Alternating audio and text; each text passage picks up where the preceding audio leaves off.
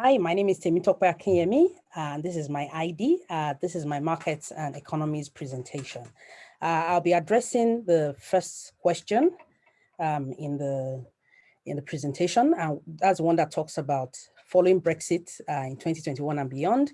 Should Brompton Bicycle go ahead to reduce the price of their core products in the UK market, and discussing the possible price elasticity of demand for it as well. First and foremost, I'd just like to take a quick look at two negative effects of Brexit on the UK businesses generally.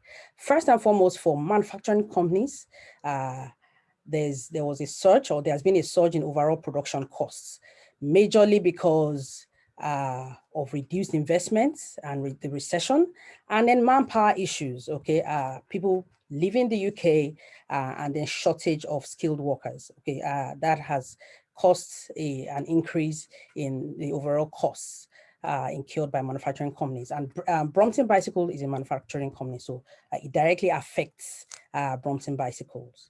Okay, and secondly, the one that addresses UK businesses as relates having businesses with the EU or European markets. Okay, so that's new trading regulations, extra charges, making UK products appear less attractive to the EU market. So, but my focus will be on the first one, which is the effect on manufacturing companies causing there to be increase in their overall prices. So my answer to the question, should Brompton Bicycle reduce the price of their core products in the UK? My answer is no. I would say no for the following reasons. I have just a few reasons. I'll just run through it very quickly. First and foremost is soaring costs.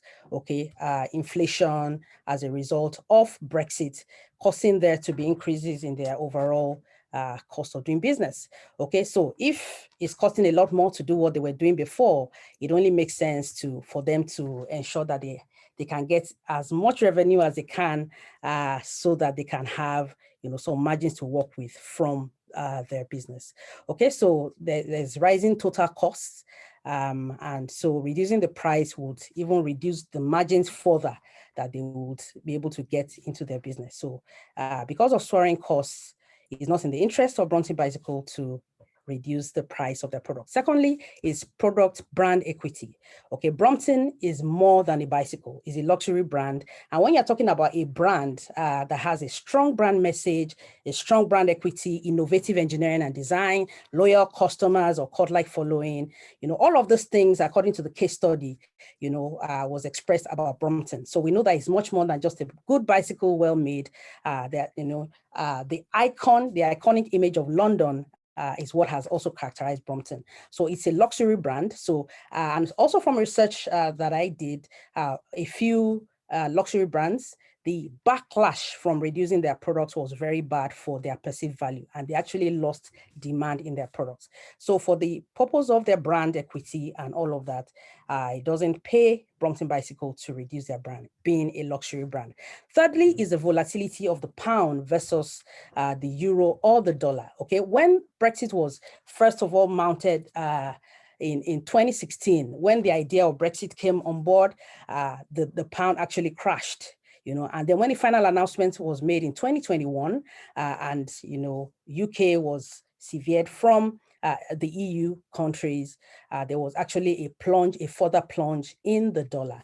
Okay, and this is one reason why if there's a drop in the value of the pound, it means that what was £700 2 years ago is no longer £700, it's less than it. So Brompton Bicycle needs all the value that they can get. Already the value has dropped. So what they need now is not to reduce the price, therefore reducing the value of what they're going to get. So that volatility as a result of Brexit is not very good for their business. So that's another reason why they should not reduce the price of their core products in the UK. Then number 4, which may not be a direct response to that, is track record. Okay, Brompton, from the case study as well, we see that they've had recession back to back, which they have weathered several recessions in the past, and they've had they've experienced remarkable annual growth over the decades, okay, without the need to reduce the price. Okay, well, we're not told that in the case study. So I believe that based on track record, even though Brexit brings another dimension entirely to the economy of the UK and the surrounding countries and even the world at large, I believe that, looking at their track record, and with planning and execution, they will be able to navigate post-Brexit and work towards their projections in the industry, what they had in mind, what they had in plan to hire more staff, to re-engineer their manufacturing process and all of that. They can actually get back on track. Looking at what they've done before with planning and execution, they can actually, forge ahead, so they don't have to reduce their prices. They will weather this as well. Okay, so and finally, my last point on why Brompton Bicycle should not reduce the price of their core products in the UK is the fact that they already enjoy the bulk of the business that Brompton Bicycle enjoys is from outside of the UK. So in countries in Asia, Europe, Australia, and America, with sales markets, with sales business spanning 47 markets of the world, they have different, in different locations of the world, there's already a lot of value coming out and a lot of goodwill being enjoyed. And one of the major reasons is because, Brompton is the Rolls Royce of bicycle. It's premium, it's luxurious, it's luxury, and then it's coming from London. Okay, that's very good. I mean, it's very strong selling point, and that has worked for them over the years as well. Okay, so if they enjoy a lot of income already from export, reducing the price in the UK does not make a huge difference on their sales numbers. So it's not necessary really. Since it's not a make or break, it's not necessary for them to reduce the price of their core products in the UK. Now, talking very quickly to the possible price elasticity of demand of the Brompton bike from the case study as well, and also from a bit of research as well, I discovered that, we don't have sufficient data about the price trajectory of the Brompton bicycle over the years.